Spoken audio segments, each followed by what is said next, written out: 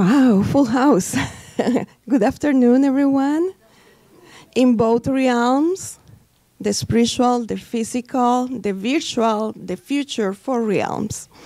So tonight is a continuation of last month. Last month, we have the topic of Mediumship 101. And again, Daniel and I, we work together in that topic. And tonight, we are going to a very specific activity that we develop in the Spiritist Center. Again, this is like the 101. However, for tonight's presentation, we are going to do something a little bit different. We are going to have only like a 20 minutes presentation from the speaker, and the rest of the time, you are going to do the presentation. Did you prepare yourselves? So here is how.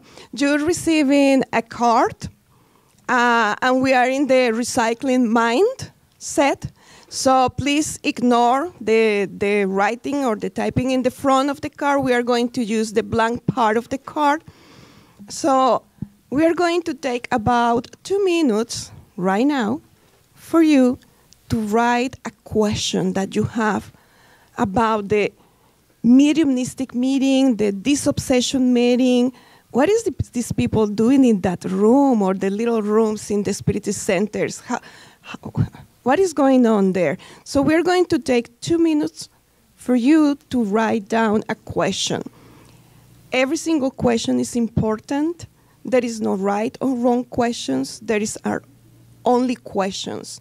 And we are going to build the presentation from your questions. Sounds good? I couldn't hear you. Yes. Okay, thank you. Like the teacher, show me your thumb. Thumb up. Here we go.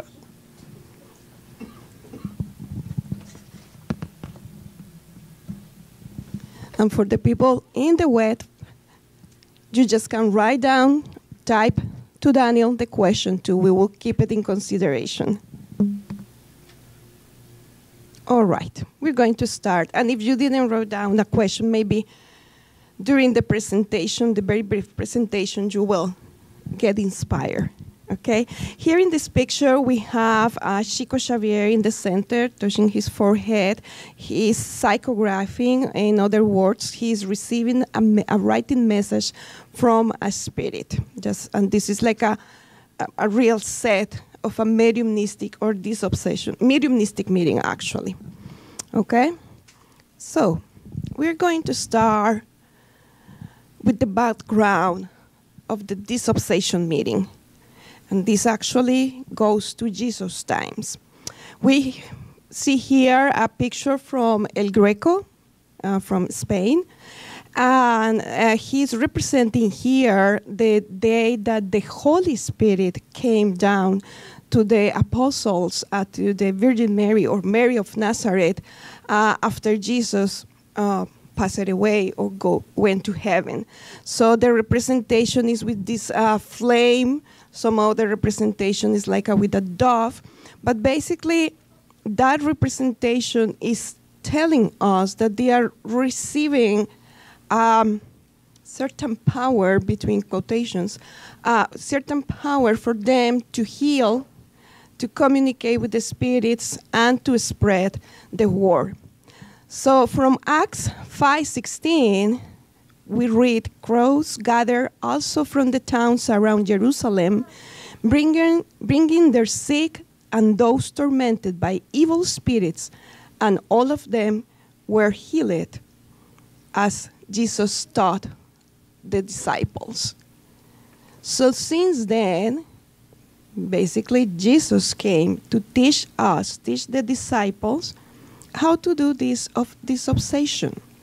And in this little booklet, what is it? I know. In this little booklet by Nilson de Souza Pereira, that is called Getting the Light, Spiritist Therapy for Discarnated Spirits, it seems very little, but it's very profound and powerful. He mentioned the following. He says, Jesus, when facing unhappy spirits from beyond the grave, act as the supreme psychotherapist, persuading them to change their behavior. His disciples later kept up this ministry, abiding by the lessons they had been taught and applying these lessons with wisdom and love to help troubled and hateful spirits. So this is not something new. And when we talk about an obsessor, we are talking about a spirit that persistently is having an influence into another spirit or an incarnate person in a negative way. Obsession also works from spirit to spirit, spirit to incarnate, incarnate to spirit. How this happens? With our minds. But tonight we're not going to talk about obsession. It's this obsession, okay? So we need to go to the Medium's book. The Medium's book is the book that Allan Kardec put together with the help of the good spirits, and is giving us from page 1 to the last one the whole guidelines about mediumship. In the very last chapters, especially in chapter 29, which is Meetings and Societies, Allan Kardec is telling us how to do a disobsession meeting. How many people is supposed to be there? What is the preparation for these people? What do you need to study? What do you need to wear to eat the day before? It's very, very detailed. However, because we don't have the time to go to a deep study, right? We just took question and answer 324 to 327 to see some differences between disobsession meetings in the Spirit Center and some other communications in other places, in other religions, in other beliefs. So first of all, Kardec is clarifying for us that there are 3 types of meetings. There are the frivolous meetings that are composed by individuals who are only interested in the entertainment aspect of manifestations. And currently we have in TV and social media, etc., people like, oh, let me read your future, or let me see if you are going to get married with so-and-so, and it's just to have fun. This is not serious. And whoever are the spirits communicating with the medium there, that the medium could be a psychic or whatever name we want to give it to her or to him, these spirits, they're just having fun with us. They don't have the purpose of serve or the purpose of to do something good, and quite the opposite. Maybe they want to harm us, right? So these are the frivolous meetings.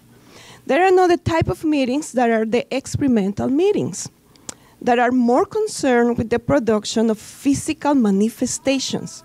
But for many, they represent a show that is more curious than instructive. So with physical manifestations, we remember when Allan Kardec basically, he got the interest of visiting these places, these social gatherings in which people were saying we're having this entertainment part in this party, and actually tables start turning and some wrapped sounds, etc., etc. Those are physical manifestations. There are other physical manifestations when the medium is concentrate and using the ectoplasms of the medium, meaning let us put it this way, it's like the energy from the cells that condensate, and from the medium, a spirit manifests, and it seems like it's a real person in the building, right? So the high spirituality allowed this type of physical manifestations, especially at the end of the 19th century and the beginning of the 20th century, to call our attention as a society, to make us aware that is something else beyond the grave, that we are not alone, and that we are more living in this planet that only us incarnates. And there is still meetings that they use the physical manifestations, but the purpose of these meetings most of the times are again to entertain people or masses, but it doesn't have a serious purpose. We're going to see the third type of meeting, which is the instructive meeting. They are entirely different in character. The first condition is that seriousness must be maintained in every meaning of the word. All present must be convinced that the spirits whom they want to address belong to a very special order, that the sublime cannot be mixed with the evil, and if they wish to obtain good results, they must address good spirits. Meaning, instructive meetings, we are not playing around, we are not fooling around. We are not here to ask for the lottery winning number. We have a different purpose. And we need to connect with high spirituality. And it's like oil and water. We cannot connect with higher spirituality if our intention is just to have fun or just to say, look, oh, I am a medium, look, how can I communicate with the spirits, or for any other reason, a personal interest. I want to see what my grandmother is doing in the spirit realm. No, that is not serious. That is a personal interest that is valid, but it's not for the meeting. So the Disobsession meeting at the Spiritist Center belongs to this third category, instructive meetings. What is the purpose of a Disobsession meeting? Is because all of us here in this room, we believe, we think that we are spirits, and we are temporary here on planet Earth. And we are wearing this beautiful dress called body as a temporary situation. But our essence is a spirit. So when this dress is not working anymore and it's our time to go back home, go back to the spirit realm. Some of the spirits, some of the people that discarnate, they never received this type of knowledge. They never were in touch with any religion. So at the time of discarnation, they are unaware that they actually discarnate. And it could pass so many years, even hundreds of years, and they are thinking and feeling like they are still incarnate, and they are not aware of the situation. They notice something different, but they don't know what it is. So they need a hand, right? They need help to say, hey, you know what? Something happened in your life, and you need to move forward. You don't have anymore your physical body. You need to continue your life as a spirit going forward. That's one kind of spirit that we are going to be able to help in a Disobsession meeting. There are some other spirits that we see in the first slide when the crowds were following Jesus because of evil spirits. Evil spirits are ignorant spirits. So these are people, when they discarnate, they hold grudges. They want to seek revenge. Let us put a case. Let's put a name. Johnny killed Mary. And then Mary, she's not going to forgive Johnny. So instead of Mary going to the spirit realm or to the place that she needs to be, Mary started persecuting Johnny, putting him bad ideas in his mind, making his life miserable. And Johnny started becoming like a very anxious and sometimes develop illnesses, and he cannot sleep, and his life becomes very, very bad, right? So that's an example of a spirit that is holding a grudge and is persecuting Johnny. Let's say Johnny discarnate for natural reasons. Let's say Johnny came back again in a different body, like Jenny, right? However, Mary, that knows Johnny, goes after Jenny. And Jenny's like, I don't know what is this happened to me, because we don't remember, right? But Mary continues after Johnny, now Jenny, And Jenny is clueless about it. So after so many search, Jenny comes to the Spirit Center and says, I don't know what is going on in my life. So now in a Disobsession meeting is when we have the opportunity to talk with Mary. And Mary is going to tell us that she is very mad because the former Johnny killed her and she was in love with him. So the Disobsession meeting is a serious meeting because we are applying a psychotherapy to help the spirits to move forward. So what is our psychotherapy in planet Earth? We go to a therapist, to a social worker, right? We do psychotherapy for us. Who is going to do it for the spirits who are stuck in life? And God wants all of us to be happy and to move forward. So a Disobsession meeting is an instructive meeting that the main purpose is to serve and to help. And this serving goes in both directions because the participants of the meeting, we think, oh, we are serving spirits that are in need. Well, actually, by knowing the experiences of these spirits that they have been aided by the mentors, we, the ones who participate in a Disobsession meeting, are being served too. How? Because we are learning from their mistakes how to not make the same mistakes. Make sense? Okay. So very quickly, we are going to narrate what do we do here at the Spiritist Society of Baltimore on Mondays in our Disobsession meetings. Usually start on Sunday night. The spirits, they come here to the center and they prepare the environment. They also connect with the participants in the mediumistic meeting. During the sleep time, we are being prepared to be here on Monday for the work. So on the first slide, we see the spirits that are preparing the environment, the Spirit Center. In the second slide, we see this gentleman who is receiving fraternal assistance. And when someone comes on Monday with a specific need, we address the need in a fraternal assistance. And when we are having this conversation, the spirit mentors are actually providing a therapy for this person. Then we have a mini talk in the third slide.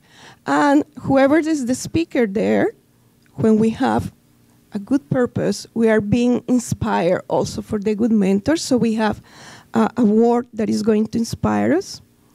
And then we receive the passes, the fluidic water. That's the first part of our service, in which the public is here and they come by invitation, by contacting the directors of the center. This is not open to the public because it's a therapy here that is going on. None of us are going to the ER because we have a cold, right? So if we have something serious, we go to the ER. But if not, sometimes we stay at home, chicken soup, and if necessary, we go to a doctor and on a different facility, but not the ER. Mondays is the ER, specific cases that are in great need. And then we do our mediumistic meeting. We start the meeting, obviously, with a prayer, connecting with God, with the higher mentors. After that, we study. We need to study. We need to set our minds in specific ideas that is going to help us to be effective in this therapy. And we need to study not only there in the mediumistic room, we need to study all the time. The more we study Spiritism or enlightening topics, the better instruments we become. There are actually harmony in the group, meaning all of us, we have the same intention. There is no hiding agenda there. All of us, we are very different, but we have the same purpose. And then we have a time, right? And there are different roles. We have the director of the meeting. We have a counselor, a medium, and a support medium, or a support, how do we say this? A super medium, or support person, right? So here in the second slide, you see the woman in blue, she's the medium. The gentleman with the glasses, he is the counselor. And the woman and the gentleman, one in red, the other one in white, they are supporting. And they are the spirit mentors. And we see in a gray shadow a spirit in need. It seems like he's angry, so he's actually using the energy, connecting with the medium to communicate his problem. And through the counselor that is being inspired, that is actually a medium too, by the spirit mentor, is giving some comfort words or guiding words to the spirit. But it's up to the spirit to make the decision if they want to move forward or not. No one's force anybody. High spirituality, they don't force us. And they're not telling us what to do or what not to do. Some other spirits, we see the woman in pinkish.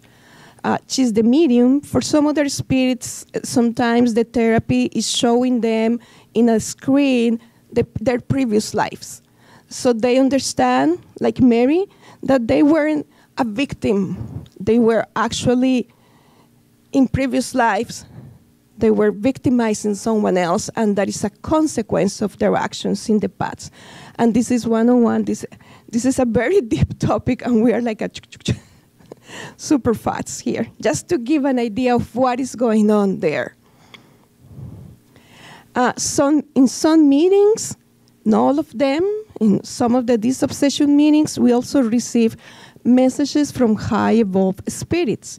The messages could be in the verbal form, psychophonic, or in the written form, psychographic. And there are messages that are bringing us comfort, that are guiding us, and it's up to the mediumistic team to make the decision if we want to share this information with the public or not. If the purpose is positive and is going to help us to all of us, hey, guess what? We put it in our website. We share it through email because all of us, we need comforting words. And by the end of the meeting, the good mentors, there are therapists, there are nurses, there are a lot of professions that we don't know yet here on planet Earth to assist the spirits that are suffering, the obsessors. They depends of their decision. If they say, yes, I want to stay here for a treatment, they take them to a hospital, a spiritual hospital, to continue their treatment. And that night, the team, the incarnate team from the mediumistic meeting, when we go to sleep, we actually continue participating in a spiritual form, of course, in this activity. So we are helping, or we are assisting, or we are, the high mentors are the ones who know the treatments. We are just there doing what they tell us to do. Our work is very humble, but it's necessary for other brothers and sisters. So we want to bring up, before giving the word to you, that this is a work of charity. Charity is the soul of Spiritism, through which mediumship can help discarnate spirits who have carried on to the spiritual realm the moral problems that used to afflict them during physical life. Spiritism offers an efficient form of psychotherapy for those unhappy spirits. And we are going to stop here, and then it is your turn to talk. So, I don't know, how can we do this, Daniel? Because Daniel is going to come here to join me, or us, join us.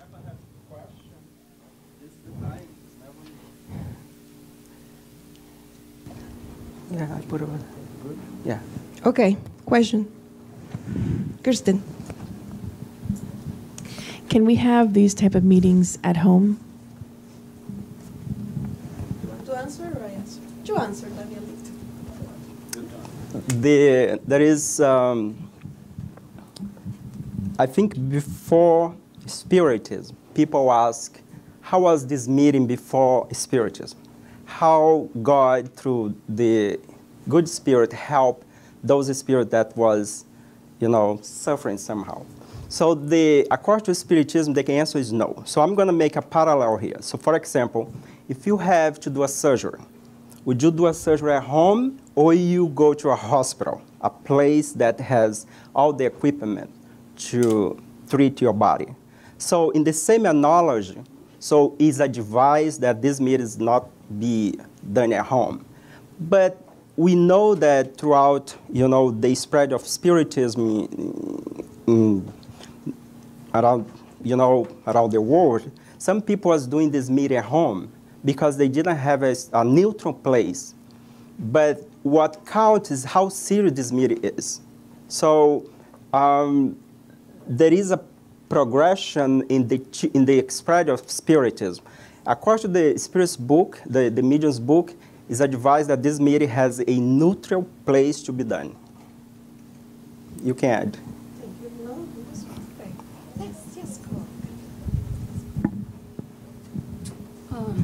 It's about the organization of these meetings. I want to know, actually, in both realms, what are the players? Because we tend to know more what's happening physically here. My question is this, because I feel you cannot, as us here, decide in advance that will be a disobsession case, because someone has to bring a patient from there that needs to be disobsessed. It can be just more simpler cases, like happens in most of the spirit center, which the deceased doesn't know that is deceased, is still attached to the earth, bond, something, but not a real disobsession. So who are the actual players? How it happens, and in how long this preparation? Thank you, Jessica. So you are right. We, the incarnate team, we cannot make the decision on who is going to come and manifest and to whom we are going to provide the service. That's right. However, there are some ways to know. One of the ways is because this disobsession meeting has two parts. The first part is when we incarnates come here in the first part of the meeting to receive passes, to receive treatment. So the people who is entering this room, there is entering with the spirits around, right? Some of the spirits, they stay here to communicate and to say, you know what, this is what is happening, etc., etc. So somehow we can say to whoever is coming here to receive the passes, sometimes a spirit manifests there, and we have an idea, oh, it was because this lady was there with this problem that she expressed in her fraternal assistance. That's one way to know. Another way to know is when we are in the meeting. Sometimes, this is not always, and in each spirit center is different. We are talking about what is going on here.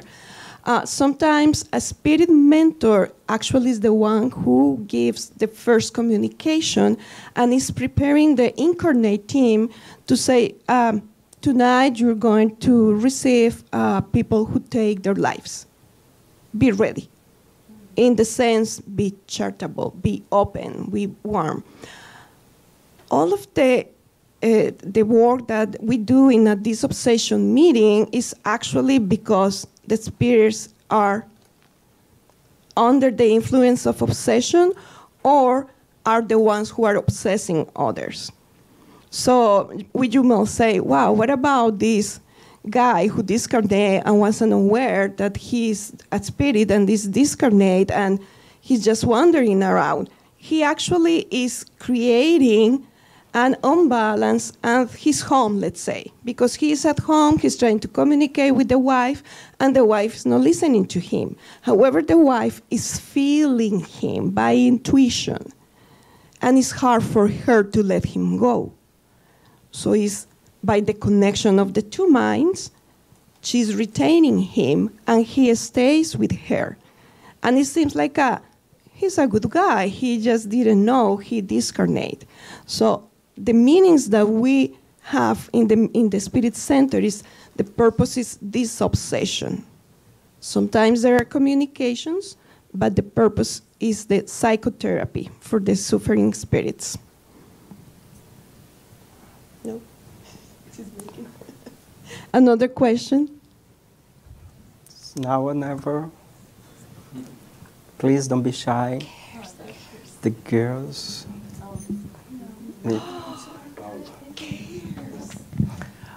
Are there age limits or on either end of the spectrum, either too young or too mature of an age to partake in a meeting? Yeah, that's a good question because, for example, when we look at the Spiritist codification, the mediums that was involved in during the codification, they were teenagers. They are 15, 16 years old. The oldest one, I think, was 17. So, but the question is, the age is important. Of course, we're not going to put a child here. But before age, we need to see two aspects for someone to be doing this meeting. The first one is knowledge, okay? The second one that's the most important is maturity. Because sometimes we see teenagers, 16, 17, that's very mature. You know, so you have to combine the knowledge because you're not going to put a teenager in a hospital to do a surgery, to do even like a stitch, you know what I mean? Then you have to have a knowledge. But so it's advised that the person to participate in this meeting, beside have the knowledge and maturity varies because sometimes we see old people that looks more like a child than, you know. So it is important for us to look at this aspect. In Spirit Center, a majority of the time, the people that participate in those meetings, they are already at least above 18 years old. But doesn't mean that, if, for example, if you're going to put a Spirit Center in your, you know, and you have teenager that is very mature, that is very responsible, that know how to handle the situation. So I don't see a problem over there. It's rare. We don't see this much in Spirit Center, especially Spirit Center that adopts Kardec's teaching. One thing that I would like to make a disclaimer or clarification is that 2 weeks ago, we did the Mediumships 101. I see some people here that probably didn't watch the Spiritist 101. So I'm sure that you guys have a lot of questions because this meeting and what we do in a Spirit Center is not so different that we do in a university, for example. You know, those that go to college or go to middle school, elementary school, there is a program to be followed. So there is prerequisite so that involved. Here we deal with both planes, okay? We deal with a spiritual plane and what Alba mentioned and bring very well here, the psychotherapy. I like the word psychotherapy because we are dealing with the mind. The mind of whom? Our mind, the mind of the discarnate spirit. And you might ask, why are you guys doing this here? So a question before this should be, why our society is so disturbed out there? Why the medication that we are taking to treat our body and our mind is not working? What is the mislinking in our life? So we must have an element that society is not paying attention, and that is the gap that we are trying to fill in. When we do that we call psychotherapy, spirit psychotherapy, and some people call this Disobsession meeting, we are indeed help not only ourselves first, but help the community. It's a charity board. Because if a spirit come here that's obsessing someone that comes here or a cause, and if we are able to restore the health psychic of the spirit, this spirit has family. This spirit has friends that also are suffering. So when we help one spirit, we are not helping just that spirit. We help all the spirit, the family of the spirit that's connected to that spirit. For example, a great example, we have children here, have parents. When our children get sick, the parent and the whole family and the friends get distressed. True or false? Yeah. So when the children are healed, so the whole family is benefit by that, act. So when we heal or we rescue a spirit or we do the disobsession meeting, we are helping not only the spirit, but we need to see that we are helping all those that somehow are connected mentally with that spirit. So it's very important for us to go beyond our, just what we see. Because sometimes we just believe what you see. I don't see spirit, so it doesn't exist. Well, do you see germ here? I bet you don't. Okay. Do you see thoughts? No. So do you see how many wavelengths for audio communications cross this room right now? Everyone here has this, isn't it? Except Raphael, the little baby over there. So to connect to this, and for those that has, knowledge in electronic, this have wavelength, okay? It's a signal that comes from another device, but before go to the device, someone needs to speak. Go to the system here inside. It's an electrical system. First you have the wave, go to the electrical, it's sent through the air, and it receives to another receptor that is codify that information and transform back in wave, that sound. So this is simple. Everybody accept this. So what about your mind? Good question, isn't it? What about when this body perish? Oh, but you should not talk to the spirit. It's forbidden. Moses forbid this 4,000 years ago. There is a lot of things that was forbidden 1,000 years ago. A lot of things that was forbidden 50 years ago. 50 years ago, we have a problem in our society. If you are black, if you are women, probably you're not going to be here. Only white people is going to be here. 200 years ago. So things change with time. So I think it's an invitation for us when we talk about mediumship, when we talk about this obsession meeting, that we should open our mind. We should really consider that there is much more that we cannot see. And just open your mind, and you're going to see that your life is going to become much better when you incorporate those kind of knowledge. Sorry to extend my answer on this. Paula? Sorry. Thank you. I think my questions may have been answered, but let me ask them and answer them and see what's still missing. The first one was, what attracts the spirits to the disobsession meeting? So far I understand they're kind of dragged in with the person who needs help, or some mentors or guardian angels have been successful in rounding them up. So it's not like they see this light coming from the group and they're curious. Is there another way they get here? Good question. Wow. I love the question. Because this will sound like a science fiction, but it is not. So currently we have the physical building of the Spirit Center. However, this is not the size of the SSB. This is not the real size. We have a spiritual building that it must be, I don't know how many stars up. Here, it is a hospital, it is a home, it is a school. And when we have the disobsession meeting or any meeting in the Spirit Center, of course, there are the spirits that are outside wondering, what is these people doing here? I would like to go in there, etc., etc. However, like in any country, we have like a spiritual defense. So what it is, there are spirits, there are their job and their role is specific to guard or to take care of the Spirit Center.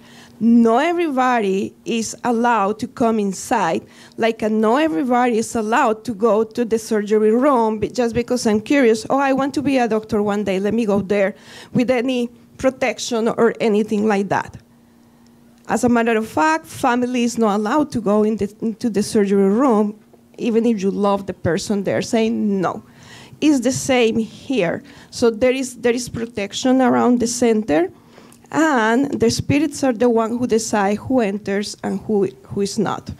But charity is always a good cause. So when we have a talk here, there are actually spiritual speakers and screens that people, spirits that are not allowed to come into the spirit center, they can see, they can watch and listen.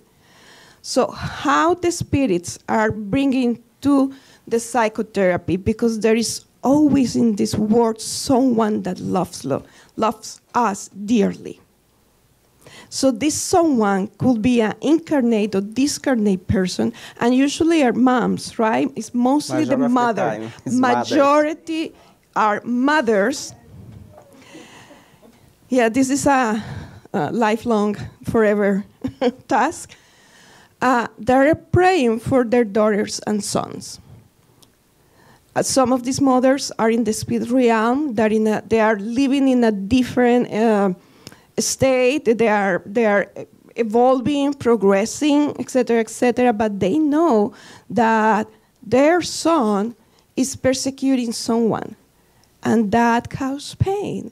So these mothers start praying. These mothers go to the spiritual hierarchy in the community, in the spiritual city, and say, you know what, my son is doing this. Can you give him a hand? Can you? And it's through these prayers from there or from here that there is a connection with the obsessor spirit, and somehow these caravans of nurses and trained people that they go to the lower part of the spiritual realm that is very close to us, and they go and rescue when the spirit is ready, not before. And we saw this in No Solar, in the movie and in the book. When Andrea Luis spent 8 years there, who was the person who was praying for him? Actually, it was two, his mother and one of his patients. So that way he was rescued. This answers your question? Yeah. Julie? Okay. Julie here. Oh, Julie. Oh, okay. So my question is how does like the medium handle like a situation where there's such a strong like obsession, or it's like a situation where they've never really been in with an obsession? Mm-hmm. Excellent question. Excellent question. You know, and we can bring a parallel with this. It's like, how do we handle conflict? How do we handle two people that wanted to fight?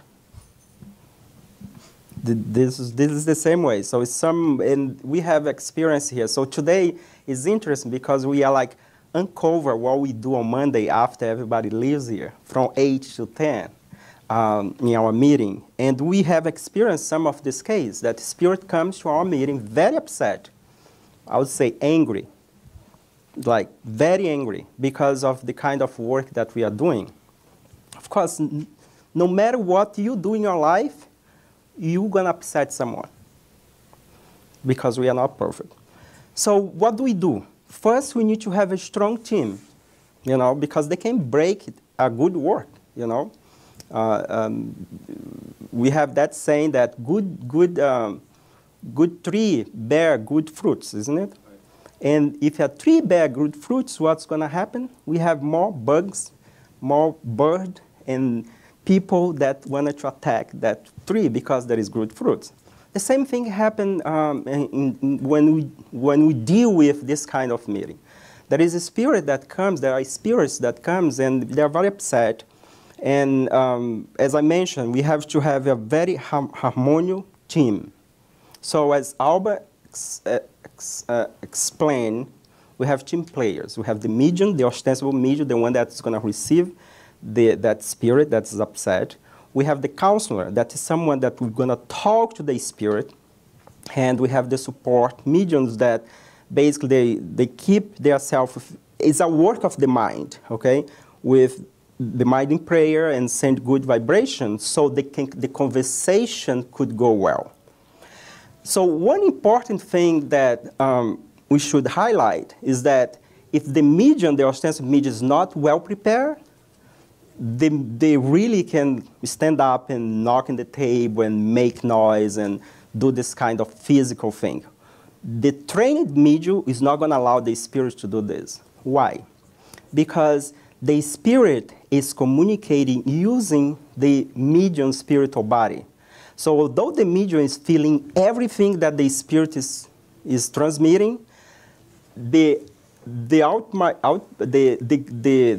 ostensive medium has the power to control those influence. For example, some spirit, they start to curse, call names. So is the medium responsibility to filter that, to filter that information. Why? Because those information, first, vibrational is not good. Second, we need to keep the environment safe, okay? So we do whatever we can to control the situation. And here is something very important when this thing happened, because we have been experiencing this here. A spirit come very upset. They wanted to destroy. They want us to stop the meeting. They threaten us. They threaten our family. They threaten us outside from here.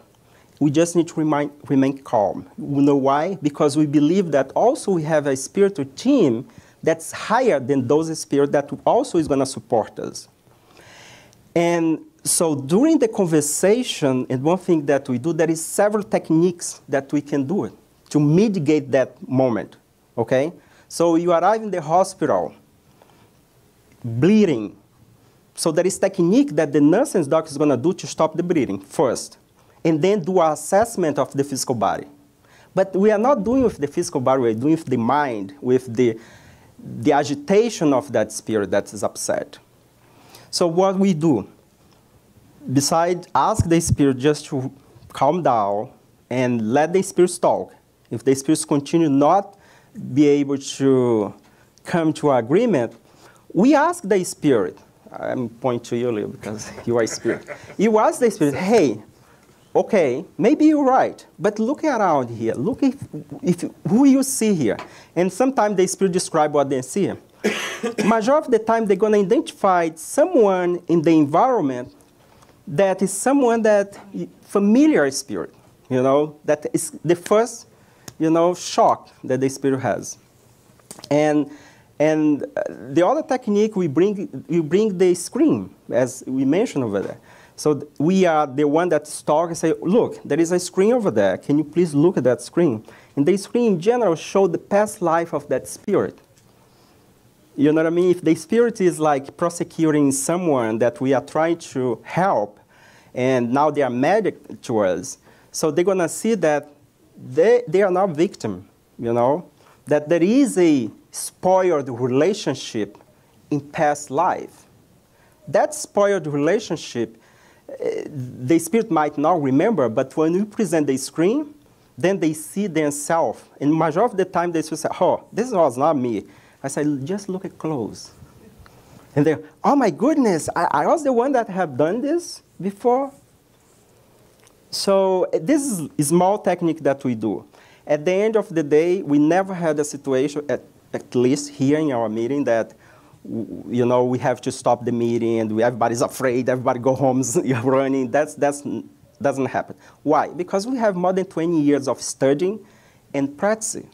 For example, a small group that is just starting, they might have problem because sometimes the energetical environment become very, very, very difficult, isn't it?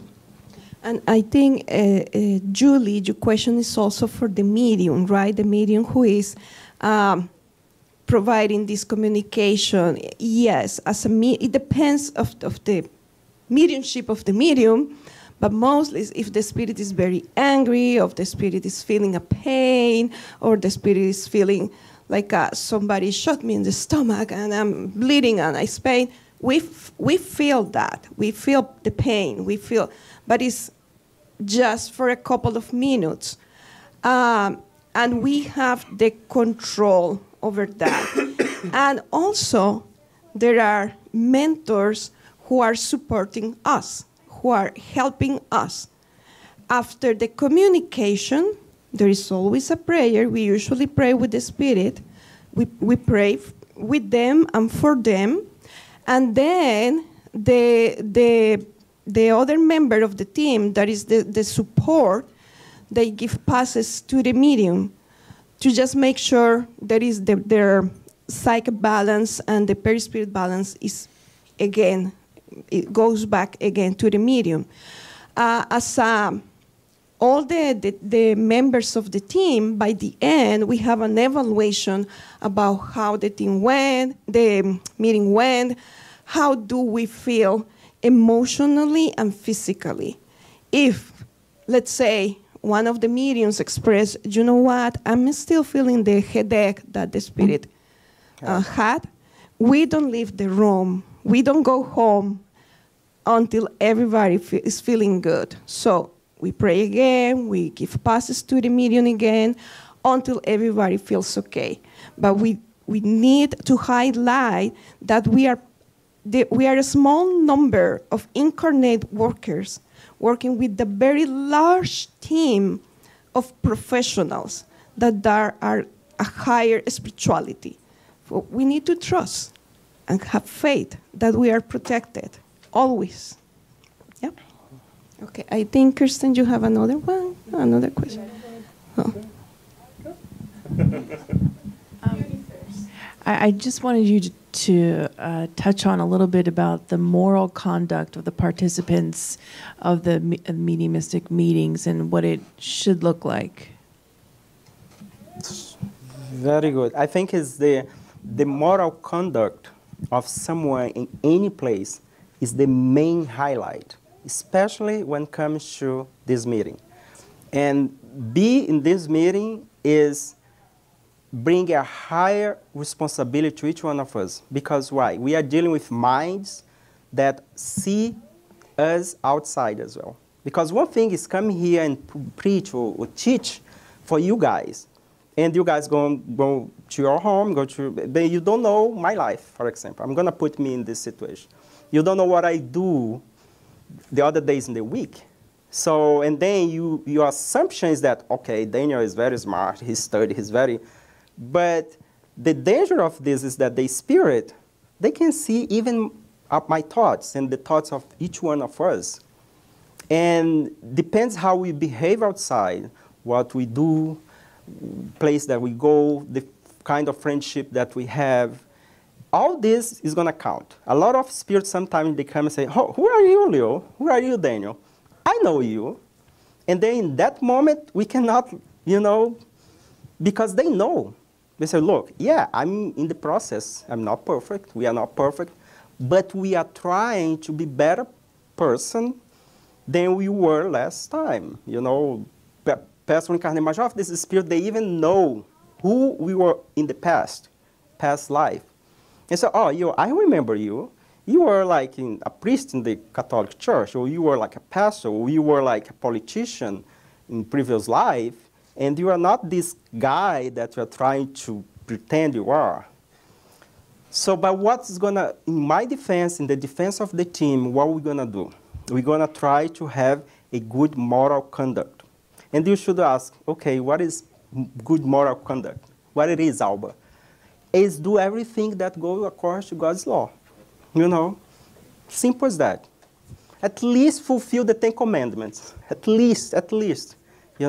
We should be ready to respect with one another. We should be ready to help when we ask it. So, and most important, do what we call mental hygiene. Because everything is through our mind. Everything that we talk here is a work of the mind of incarnates and the mind of discarnates.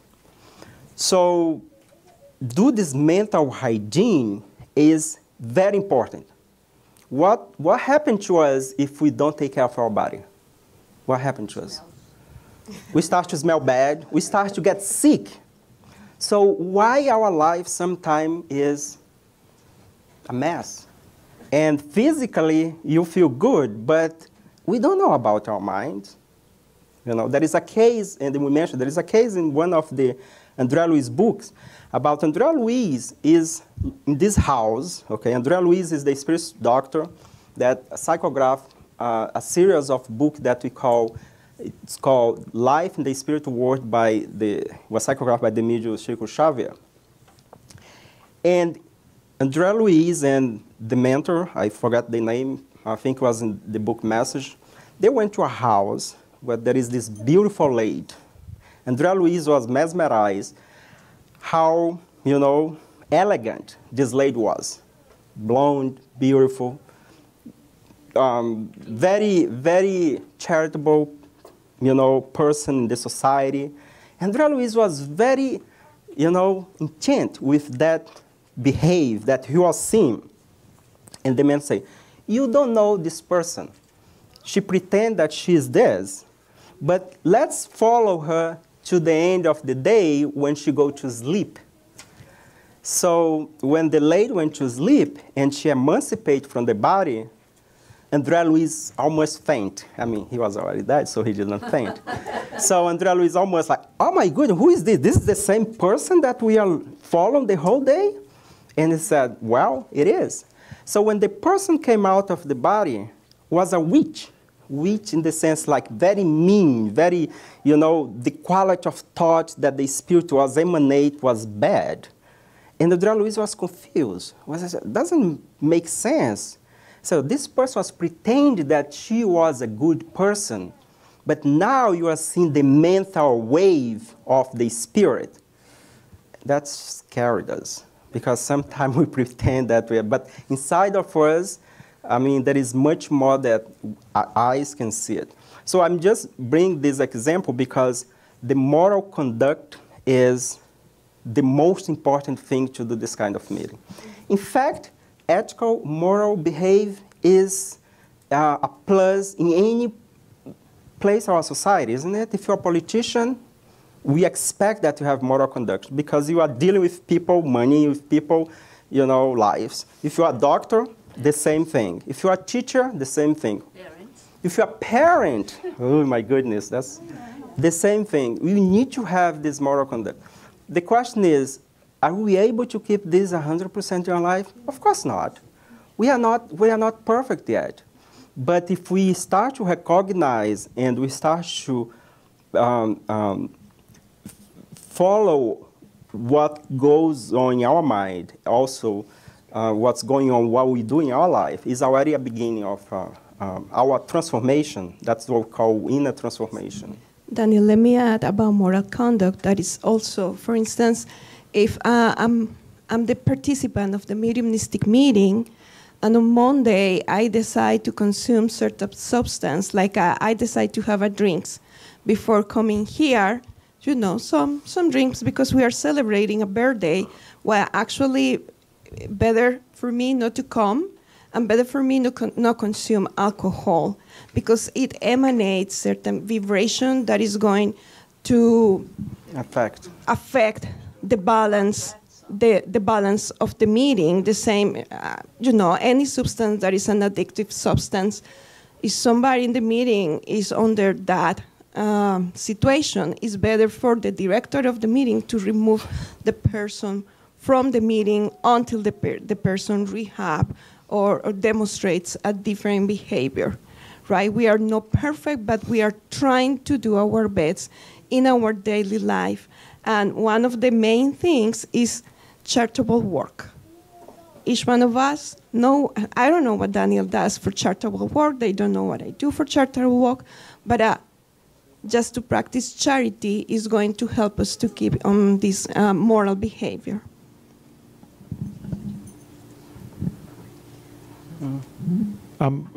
Since you guys are talking about this, the moral behavior, unethical conduct, I want to kind of ask for you guys to do a parallel on this exchange of information with the spirit realm, right?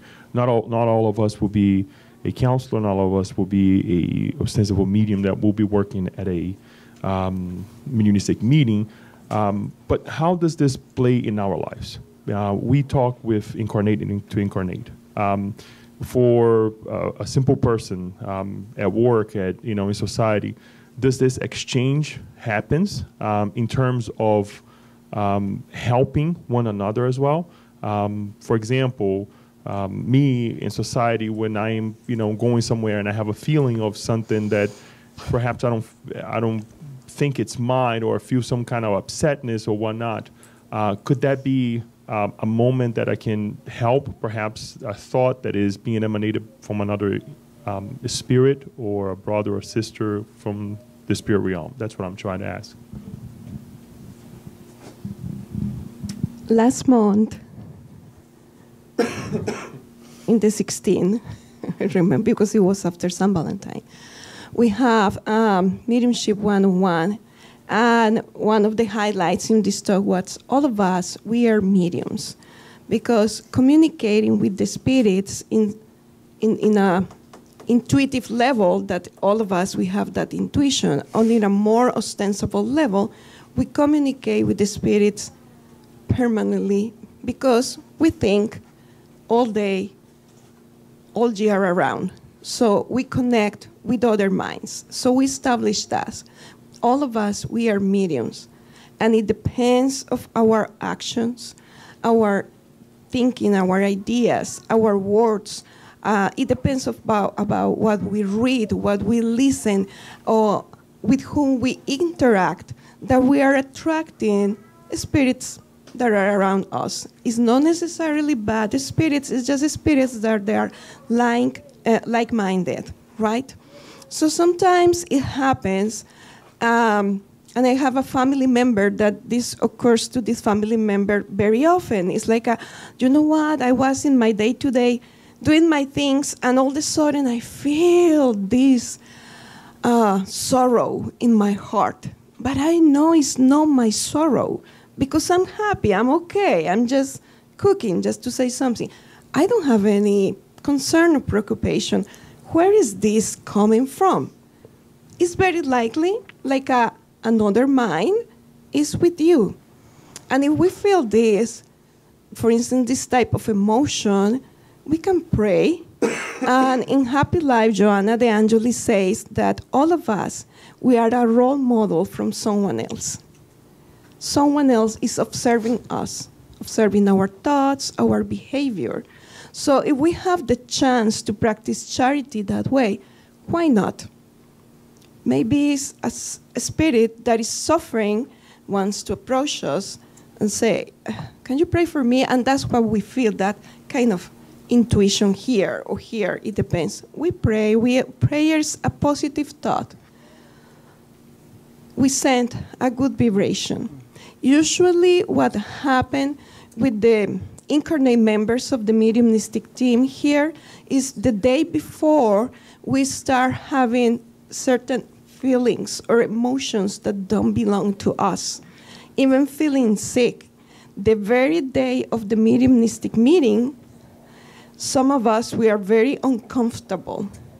At the point that sometimes we say, oh no, I'm not going to the center tonight, I'm not feeling. But it's actually part of the work. So we need to push through and have faith and come to the Spirit Center and do what we need to do. What is Filomeno de Miranda? What's the name? Manuel Filomeno. Manuel Filomeno de Miranda.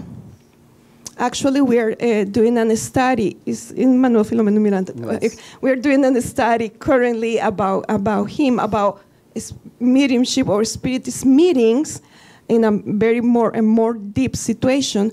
So he was a very nice gentleman in Brazil, very charitable, and he had a heart condition. And the Spirit Center, it seems like it was like in a third or fifth floor, no elevator at the time. So every time he needs to go to the Spirit Centers, he needs to, go up. And with a heart condition, through the years, things become hard for him. He even listened to his mentor saying, hey, Manuel, you better don't go to the center today because you're going to put a lot of pressure in your heart and it's not good for you. And he said, no, I did a commitment. I need to go to the Spirit Center. And the day before he discarnated, he went to the Spirit Center. He did his work, his talk, whatever it was, the work in the Spirit Center, charitable work. And he said to the members of his team, he said, I think this is the last time I'm coming here with my physical body. And the following day, he discarnated. Even though he knew he don't supposed to be doing that, when you truly believe that the work is going to help others, because this is out of love, just beyond the science, beyond the phenomena, beyond of everything, is giving the hand to a brother and sister and say, hey, I'm here to assist you. Because that's what we learn with Jesus. It is a work of love. That's basically it.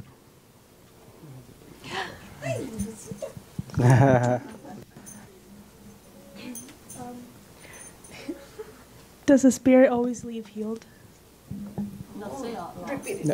Does the spirit always leave healed? Good question.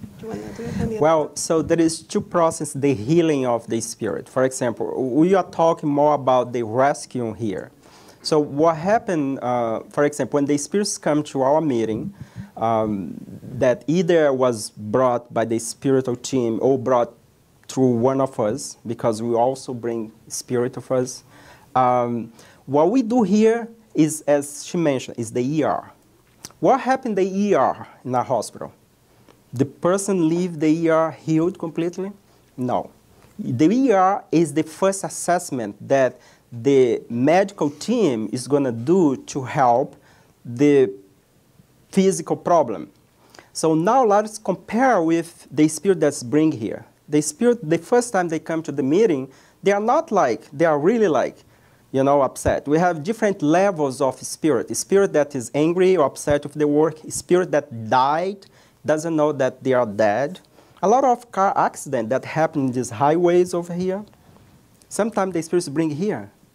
And they're like, okay, what is this place? I was just driving and suddenly I'm here. So there is a funeral home just close it, you know. Say, look, the body's there and the spirit is bringing here to become aware that the transition has gone. So this might be like scientific, fiction, yeah, sci-fi, but it's not. It's true. You know, I mean, like, if you really, what's happened to us when we die? We have all this knowledge, we have this life here, and then suddenly our body is gone. What happened to us as a spirit, as a soul, as a conscience? What happened to this? Do you think we're going to stay with that body, you know, on the ground over there, wait for the final judgment? Some people believe we are not here to judge, but we are much more than this. We are much more than this only life. So, to answer your question is, not healed completely. So, what happened is, the time, the 2 hours, 1 hour and a half that we spend here is just the first step to invite the spirit to rethink about what he or she was doing. Okay, that's the first that we call, sometimes we call the biological shock. The spirit, sometimes they don't know that they are dead, so by in contact with us that is still incarnate, has this body, somehow they feel like more clear because they are not able to see clearly what's happening in the other side, in the other dimension. So, and then when he or she is kind of aware that, okay, the transition happened, now what's going to happen, majority of the time, almost 100% of the time, the spirit cries a lot, you know, because sometimes, and this is a warning for all of us, it's always good for you guys to tell in advance to your family what you want your family to do if you die. You will never think about this. This is something that we don't want you to think about it. People is afraid. But guess what? We all going to die. We all going to die. This is like something that, you know, we come here with already our ticket bought it to go back. So it's always good because some spirit, they suffer. They say, oh my God, I didn't finish to do this. You know, I didn't tell my wife or my family. Now I'm here. So how do I do to, you know, to go back? Then we need to be charitable. We need to talk, say, look, don't worry. Everything is going to be fine. You know, God is merciful and we're going to find our way. But this moment is the moment the person needs to, we need to calm down the spirit. The second part is done by the spiritual team. There is doctor, nursing, and professional spirit in the other side that's connected to this institution, or any institution of goodness. You know, could be a church here, could be a spirit center in another state, could be a house of someone that cultivate the habit of prayer. Is an outpost. If you pray in your home, could be an outpost for those spirits to be bring and also to be rescued and treated. So this is very important for us. The second part is done by the spirit team. Here is something interesting. When the mediums leave, when Alba, myself, Kirsten, Leo, and the other group leave here during the night, we go home, isn't it? So it's advised that we're going to go home, we don't eat too much, we don't watch too news that is sad, and then we go to sleep. So what happened, the treatment continues. We may be asked to come back as a spirit, now disconnect, emancipate from the body, but we are connected to the silver cord, to come and to continue. Sometime we wake up in the other day, Monday morning, and we may recollect Tuesday, because we do our meeting here on Monday. We may wake up, reconnect, oh, I was dreaming that I was in the spirit center. So we don't collect everything that we do in the other side, because it depends on our mind and our willingness to continue help. So from that part, Lulu, the treatment continues. We're never going to be healed 100%, even ourselves here. We all have some kind of sickness because we are not perfect. But those spirits that is rescued depends of also their willingness, and the spiritual team, they will be in a better condition later.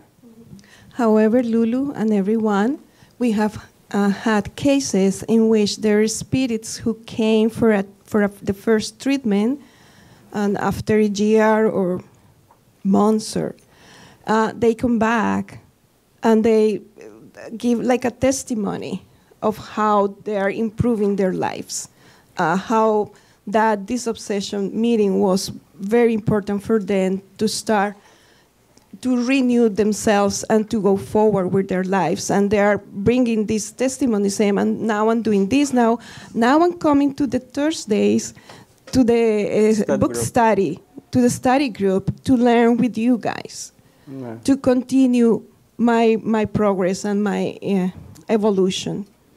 That was good, because some of our former members here that was here sitting when you guys are sitting has come to a mediumship meeting, and he say, look, and there is one time, and I'm not going to mention the name, but one of the person that used to come here about 10 years ago, and he discarnate, I was saying the sex was he, and he came to the meeting, he turned to and said, Leo, Daniel. I was like, how do the spirit know my name?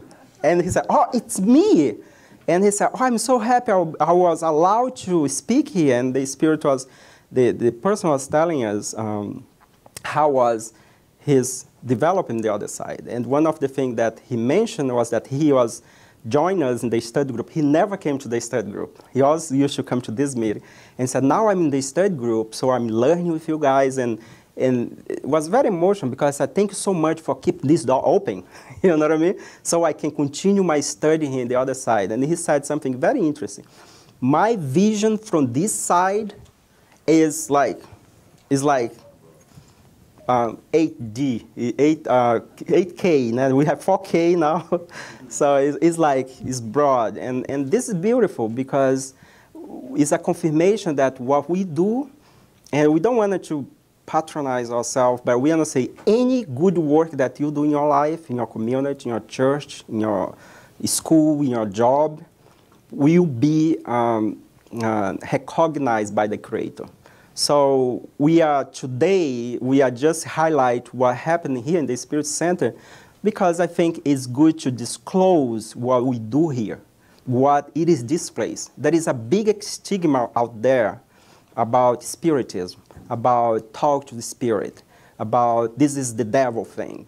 So we need to clarify that there is nothing more charitable than help the loved ones of someone that is distressed. You know how many people discarnate just during the time that we have having this talk?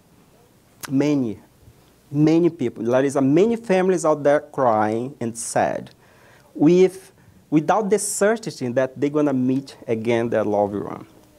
So when we do this kind of work, we are not only help ourselves, because also we have been preparing ourselves, but also we are extend a hand for those spirits that didn't have the opportunity to learn what's going on after the perishment of the physical body. Our time is, but we have one question more. So it's a language question. Yeah. Just a curiosity. Curiosity. Yeah, because here you have Spanish speaking, Portuguese speaking, and English is the main.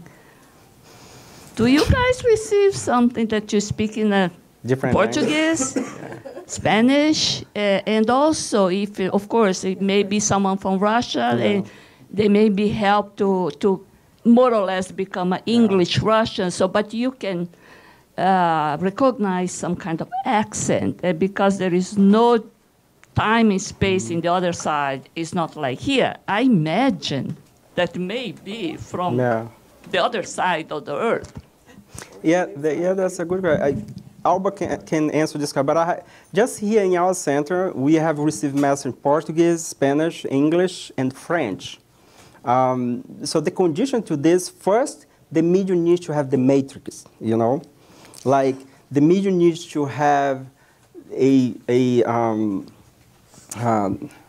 tendency to speak that language, so become easier for the spirit to communicate. But look, we have mediums in different levels. For example, I was in Paris once when Divaldo Franco received a message through writing, and he received the message in French, right, from the right to the left, so a mirror mess. So, and sometime also he gave communication in language that he don't speak in this lifetime. But those medium, they are like the top ones, The majority of us, we need to bring spirit that is familiar with our matrix, our mind, what we are able to bring for the information. But this is a good question. Yes, we have received spirits that speak Spanish and Portuguese, because the other situation is, what if a spirit comes here and speaks in German, but the counselors, they don't. So, because for the medium, maybe we don't know, we have that matrix from previous lives, but what about the counselors who need to communicate with the spirit in the same language? Most of our communications are in the English language, but we had received in Portuguese and in Spanish, and it's very interesting because it's people who they were living in the United States. But not far. It's not like we receive a communication from a spirit that speaks Spanish and he discarnated in Argentina. Doesn't make sense, right? No, they don't. Unless a family member is here. Yeah. That's the only reason. Yeah. Thank Yeah. you. I think it's Another one? The very last one. I've got my eye on the clock so we don't go past 6:30. I had a second question, but let me first say I like your model about spiritual psychotherapy. It seems like an extension of what we do on Earth. And the goals in psychotherapy are for the person to take responsibility for their thoughts, feelings, and actions, and also to uncover what's been repressed, which is similar to your explaining that you would roll the movie of the past lives. Also, some cases here on Earth, when you're working with a hypnotist, will also pull up past life stories to help heal the person. My question relates into what my second one was. In what realm are these disincarnates? I understand they could be in No Solar and be rescued, but my general understanding is at the moment of death, you either move through, which we use as a symbol, a tunnel of light, and just progress on, or like an accident victim, you're stuck, or like somebody who's in a haunted house. So when you've been successful in counseling these spirits, they move on. They go through the tunnel finally? That was my question. Well, one thing I wanted to mention is that before we reincarnate, let's think about what happened before we come here, okay? Because then we can understand what's happened after we leave here. So first, this is a temporal life, okay? Before we reincarnate, we are assigned someone to oversee us, beside the parent, you know, but there is one spirit's guide that is assigned to help us. So beside have mom and daddy and the family incarnate, we have also familiar spirit that also is going to take care of us. That's why people in other religions we call guardian angels. In Spiritism we call it spirit's guide or mentor. Doesn't matter the name. God has always assigned a discarnate spirit to oversee us during this lifetime. So then we die. So what happened to that spirit's guide? Because who are the spirit's guides? It is a spirit that is a little bit evolved in us, that wanted to progress, and they be assigned to mentor that individual, you know. Sometimes we have intuition. Sometimes we have inspiration that is whispering in our ears. Could be good or bad. If it is good, come from our spirit guide. If it is bad, it's not from the spirit's guide. It's from other spirit that wanted to, yeah.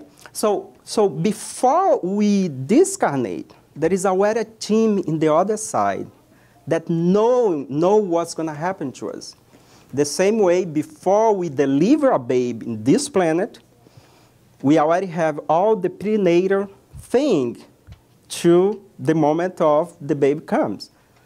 Majority of the time, we have a medical team that we assist. Sometimes we have the midwife, so someone in the street that we help. So God is so merciful that when we discarnate, the same thing happens. There is good spirit that is there to help us. But we can refuse that. We can just be stubborn and don't accept the help and be in the lower zone and be prosecuting, connect to people. And there is a lot of case of haunted house. What is haunted house? It's people that is so attached to matter that even when they die, they wanted to be in that house. They wanted to be in that property. They wanted to keep that car. You know, people buy car and they always have problem in their life. Please sell the car because probably the owner of the car is associated with that car. So there is all this thing that we need to put in perspective. So the other thing that I wanted to add on this, Paula, is that we learn in Spiritism that everything we see here is a mirror, is a replica of what happens on the other side. So if here we have hospitals, cities, we have universities, the other side as well has those facilities. The difference is that the other side is much better, much better. There is a beautiful case in the book, The Messenger, not Nasla. The Message that, and I mean highlight this because this is important for us to connect. This spirit, André Luiz was traveling to Earth, and they have to stop to rest in a beautiful palace, okay? Between the Nosula, the spirit's column, and the Earth, okay? They have to stop here to rest. And then he was walking this castle, and he saw a beautiful picture. Painting. Was a painting, yes. And the painting, he looked at the André Luiz, the spirit, looked, oh my goodness, I know this picture. This picture is in the museum in Paris, in the Louvre. Yes, in Paris. And I forgot what paint it was. It was a very famous paint. It's a paint that the guy, it's the decapitation of Saint, yes. So this picture is a very, very famous picture. It's a picture that they are decapitated and they hold his own head. I forgot the name of the picture. So, and then the owner of the castle came to Andrea Luiz and says, look, what you see here is the original. It's the original picture. The painter, during the sleep time, the painter came here and saw when he woke up, he painted that the paint. So by saying this means that, you know, all the discovery that we have over there, the internet, the computer, these people that has this idea during the sleep time, went over there, came back. Who are you here solve math problem when you're in college? Like, I don't know how to solve math, and then you take a nap, and then you come back, oh my goodness, here's the answer. Where do you think you go? Who helps you? You know? So what happened when we discovered there is hospital, there is colony that those spirits are bring to continue their evolution. And also, those colonies, they have also department of reincarnation. Sometimes you discarnate, go to a colony like Nosso Lar, and you spend some time over there preparing yourself to reincarnate again, because reincarnation, be here and have relationship here in the physical body, is a must for the spirit to evolve. If we want one day to become the level of Jesus, we need to go to this process. And that's so when you go to sleep, if you are in college, if you have disease, if you have problem of the mind, if you have problem at work, if you have relationship problem, please before sleep, do what we call intelligent sleep. What is intelligent sleep?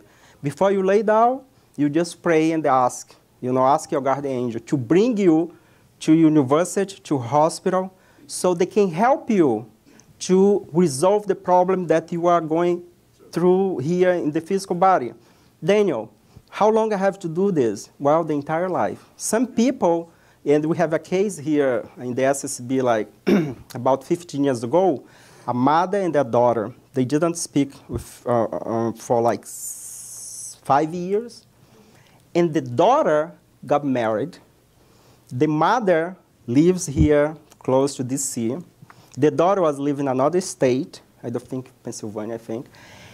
And she came to the center and she was very upset because she has not spoken for her daughter for 5 years.